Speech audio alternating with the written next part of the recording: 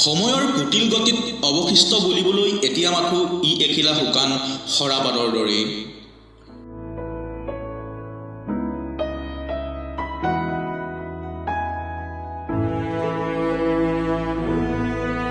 আধৰুৱা কবিতাৰ সেই পংক্তিবোৰত পঞ্জীভূত হৈ থকা অভিমানবোৰৰ দুচকৈ দি বৈ যায় পাগলা দিয়াৰ ঢলৰ দৰেই।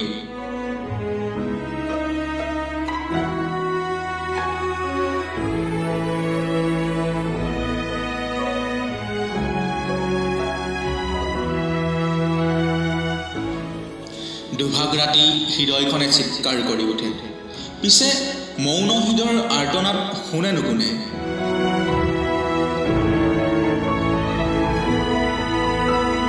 পাৰ হয় অলেখ নিদ্ৰাবিহীন ৰাতি, থুনুকা কাছৰ দৰে ভগ্ন হৃদয়ত ৰৈ যায় মাথো মোহাৰিব নোৱাৰাৰ বেদনাৰ স্মৃতি, মাথো বেদনাৰ স্মৃতি।